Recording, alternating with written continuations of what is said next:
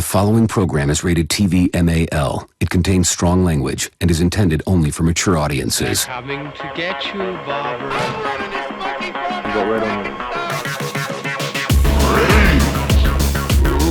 Yeah, they're dead. They're all messed up. Do you know what time it is? It's time for Brews And Brews.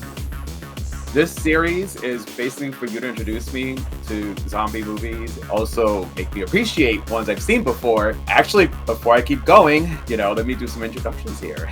Let me start with the other half of the Beer Brothers here. My brother Rick, what's good? You ready for this one? What's good, Joe the psychologist? I knew there was gonna be a day when you would cover this fucking gem, bro. So let's go, okay, let's go. All right, and I am Joe the psychologist, in case you did not know. And tonight, we're going to be discussing the 1979 movie Zombie. It is directed by Lucio Fulci. Man, I feel like it's been forever since we've done this. I don't know why, but I feel like we haven't done this show in a while. And with that said, because I am dying, so I'm going to jump in first. So we got to let you guys know what we're going to be drinking tonight, before we talk the movie. And I used the Total Wine and More website again and just looked up, ordered it. I got Sweetwater Brewing Company 420 Pale Ale. The name called it out for me. It's at 420. I gotta try it. So it's not gonna be my first time. Please tell me there's marijuana in that beer.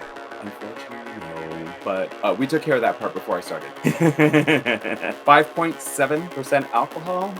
And I guess every once in a while we should bring this up. I guess IBUs is 39. And the company is based out of Atlanta, Georgia. So I've been waiting for this because, dude, I messaged you before. Hurry up! I need a beer.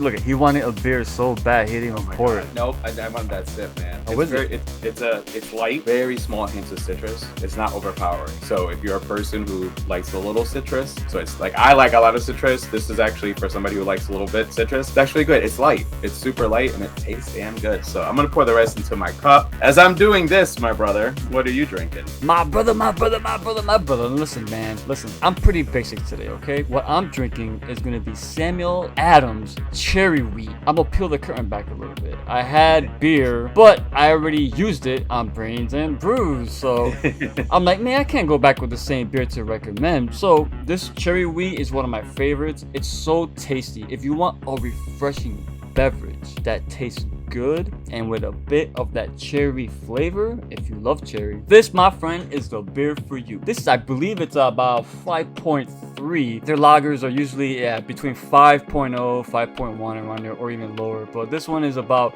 like I said, 5.3. I don't think it's a seasonal brew, so if you want to grab it, it's called cherry wheat. So if you like cherry and you want a refreshing beer, it's not as harsh as an IPA. This is smooth. This tastes like cherry, I'm not gonna lie. So this is a refreshing beer. Salute, my brother. We talking zombie. Salute. Joe the psychologist, Ricky Grimes, Horror Fiend TV. Let's go.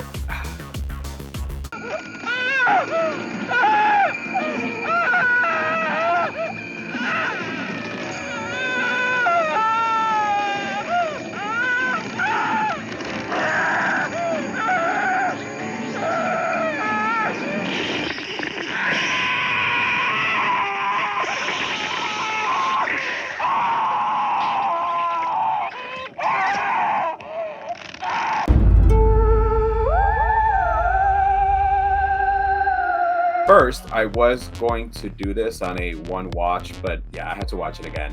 I watched it earlier. I gotta say, even though it came out in 1979, for me, the movie still held up. It kicked ass. I think this is probably high up there for you. In case you guys have not seen the movie, it is available on Shudder. So if you want to stop, check the movie out, and then come back, it's okay. If not, we're gonna keep talking a little bit. There's gonna be some spoilers in here. Anne is looking for her father and ends up tagging along with Ian the reporter. When Anne and Peter arrive to meet Brian and Susan, it actually has the nameplate where they're at.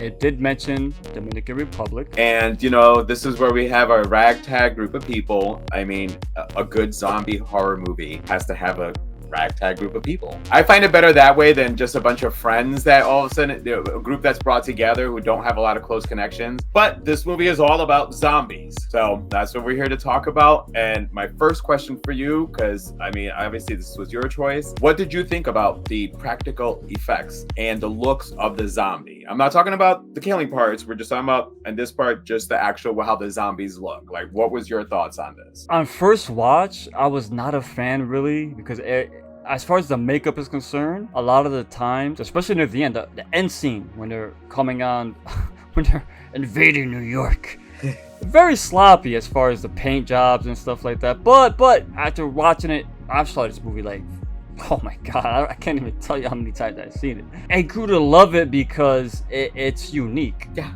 When I see these zombies, I see zombie. I don't see any other movie. I see this film. A lot of the times, especially when they're coming off the grounds, they have no eyes and the maggots and worms coming out of them. They're disgusting, bro. I know you're talking about the makeups, but I want to throw this in here right now because I want some context for the viewers who are not familiar with this film and its background. It's called Zombie, but if you really want to get technical, it's really Zombie 2. Because when the original George A. Romero film, Dawn of the Dead, was financed, Dario Argento, he put up a lot of money to get this film made for George, and the only caveat was, okay, well, I get to do whatever I want with this film in Italy. So the film was titled Zombie, not Dawn of the Dead. So when this film came around, they wanted to capitalize on the success of Zombie, which of course is Dawn of the Dead. So it's called Zombie 2. So if you're looking for it and you see Zombie 2, it's this film, okay? So there is a Zombie 3 and 4 out there if you want to watch them too, but this film is labeled Zombie 2. So it's got a very unique backstory. You got that one zombie on the boat going to New York. He's the one that infected New York. Yeah, when the doctor comes in and he talks to his I guess, I don't know, his protege or his underling, and he asks him, have you came up with a hypothesis? And the guy's like, the death of the poor bastard. No shit, he's dead. Like, come on. And then when he mentions the death came because of the laceration on his neck, and the doctor looked at him like, really, motherfucker? Really? Yeah, the look of the zombies, man, I love it now because I see it, I think of zombie. They're kind of all gray. It's like they're like a husk. It's got the maggots and they got dirt all over them. And up until the end, though, I didn't like them at the end because you can see all you could tell they were running either low on budget or time because they just threw a bunch of paint on these motherfuckers. It's all right, walk across the pier, and you see the paint streaks and that look horrible. But aside from that, of course, the cover zombie is iconic. He's in this film. He rises up slowly. We'll talk about that later. But yeah, I dug it. It gives the film identity. A subgenre that is overloaded with zombies. I think it's very important to have a look that's distinct and you can call your own. It was unique in how they looked. All of them looked different. Not one zombie looked the same. So each of them, like the walks were different. Like everything was all different. Every single zombie kind of stuck out. Like you're looking around to pick up all the other nuances that the other ones have. So I appreciated that. It was really effective. I mean, they look like zombies, The one part I did notice that you can see that it was a mask is that you can tell that whoever the makeup person was forgot to do the mouth. So you can see the normal person's mouth and is wearing a zombie mask. But, you can forgive stuff like that. It's 1979. And, we've seen movies that come out now that have worse, effects. Yeah, the maggots were a great touch. I don't think I can recall. I mean, I'm pretty sure I've seen it off the top of my head. I couldn't recall of a movie that you had maggots on the zombies. This director, Lucio Fulci, is notorious for extreme close-ups of gross shit. So when you see the close-ups of the rotting flesh and the maggots and that unsettling soundscape, the soundtrack that he always invokes in his films, it keeps you on the edge of your seat, the creep factor seeps in. So that's a very notorious trait. When you saw them eating, it was like they were hypnotized as they were eating. They weren't being all ravenous like we're used to seeing. They're just slowly picking up pieces. You had that one guy who just very slowly was like, Yep. And I'm sitting there going, that's actually a little bit more scarier. He's not rushing to eat you. They're taking their time to eat you. Do you want to be eaten fast or do you want to be eaten slow? And that's what I thought about on that was how slow they ate that. I'm like, I don't know. In the other movies, at least you go out faster. So here you might be feeling this shit before you actually go. The effects of the zombie led to some very gory kills, crazy, gross, and I was here for it. I want to give a salute to poor Paula. I have seen the scene with the eye before. I didn't know it was from this movie. Well, funny because I used that exact scene, I believe, in one of your videos. Did you? And well, see, and I've seen That's the probably clip where you before. saw it. But to have seen it from beginning to end, dude, that it going in her. And that's eye. another notorious trait of the director, where he lingers on shit. That sheer panic, Yeah. that expression of panic on her face as she's getting slowly pulled into that splinter. That and shit then look you real. see it go into the actual eyeball. Like, It was gross. Like I sat there and I'm like, oh my god, it looks real. I mean, I would have thought I feel a little bit more. I did feel the George Romero effect in it when you're seeing like the body, the entrails, and you know the effects, all that. Yeah, definitely can see how this was kind of a follow-up because of how gory it looked. real quick, you mentioned 1979 this was released. Dawn of the Dead was 1978, unofficial Italian sequel. So that means they've rushed this out quick. We all watch stuff on streaming, and when the movie you are planning to do is not available, honestly, this is a great pick to do. I'm not even gonna call it film. We should have done this one sooner. I mean, this has it all. This is a pure Italian film. From the soundtrack, the bad dubbing, like the gratuitous, like violence and nudity. Oh yeah, This is pure Italian, man. I love Well, the motherfuckers. Salo was Italian, so the bite on the neck. You know, when we've seen it before and it's been very exaggerated. Like just a thought, I'm like, ooh, he got the jugular on Yeah. that one. That shit was, oh my god. I love the effect of the blood coming out because, like I said, it wasn't like it was exaggerated. He's shooting. It's literally what how it might look if that all this is like severed on you. Fucking for 1979 and even for right now, some great gore. I loved it. My mouth didn't water. Ah!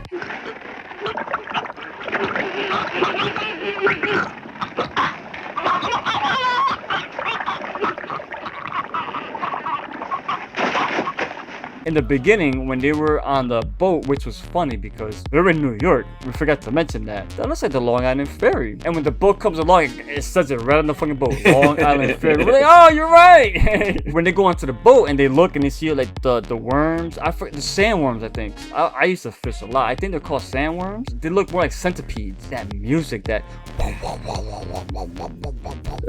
know what I mean? Like, it's like, oh my god, not only is the visuals creepy, the sound The is music, creepy. yes, so it heightens what your eyes are seeing. Yes, fucking music in this movie, bro. It's awesome. The soundtrack. Oh my, it reminds me of Goblin. They worked a lot with George and Dario Argento. They do Suspiria, Dawn of the Dead. The theme music in this movie, bro. You hear it, oh my god, that's zombie. Like, it goes like, then it goes, Very old school, back in the day type of music. It elevates this film, in my opinion. Because when I It hear does. that, it's got its own sound, bro. And that's very key. And I always complain about movies to this day. Movies now don't have music and sound cues that when you hear it, you instantly think of what movie it is. Yep. Lucio Fulci Zombie, 1979. Let's go, motherfuckers.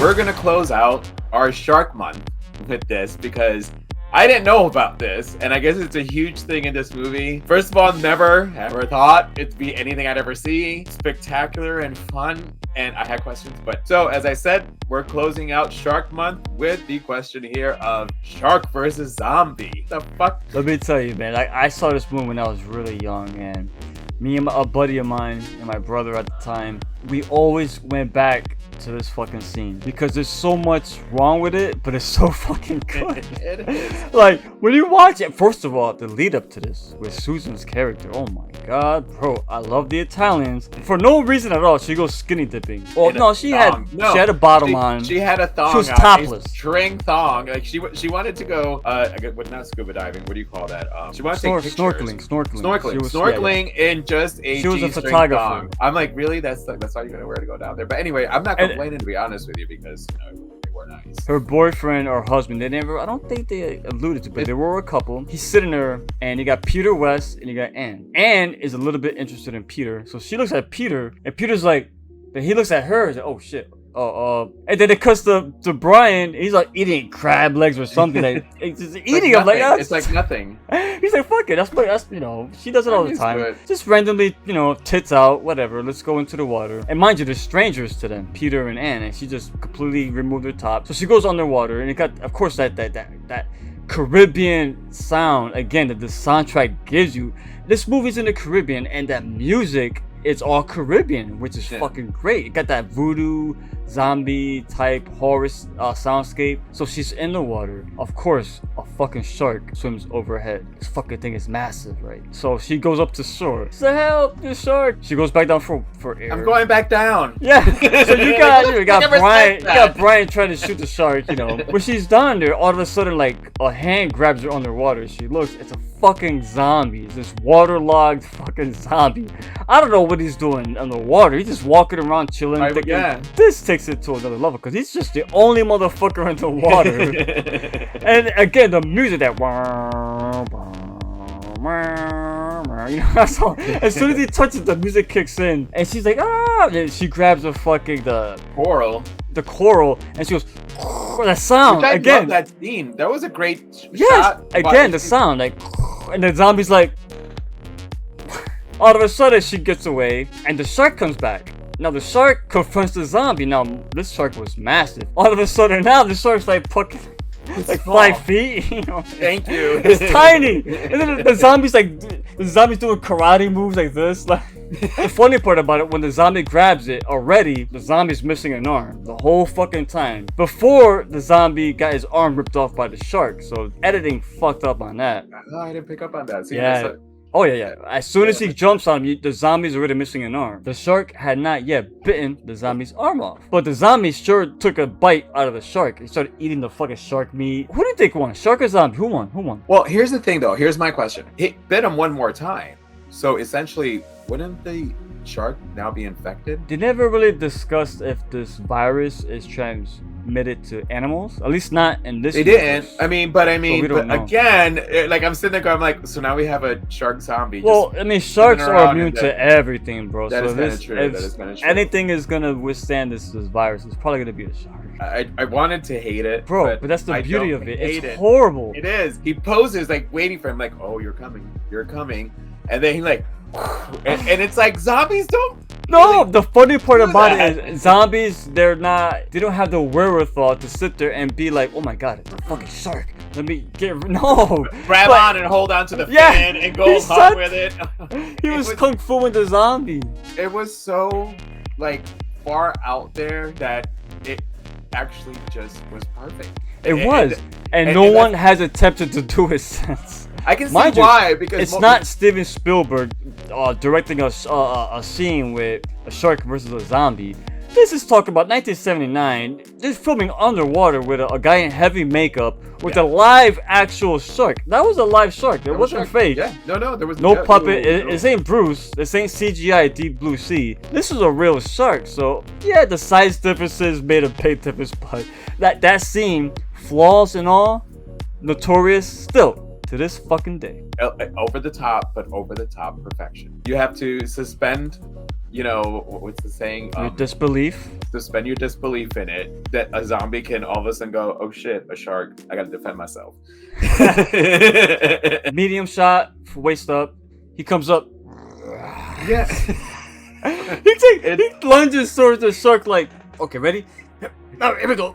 Yeah. All right, motherfucker. I'm coming for you now. Fucking neck gush all over the place. Jill, here's a lockpick. It might be handy if you, the master of unlocking, take it with you. This movie's fucking awesome. Guys, if you haven't watched Zombie 1979, again, please do so. Even if you hate it, you'll still love us for recommending it. Because this film, it has to be watched. If you're a horror fiend or horror fan, however you want to look at it, but we're horror fiends, watch Zombie. Salute to you, my brother, for introducing me to another great zombie flick.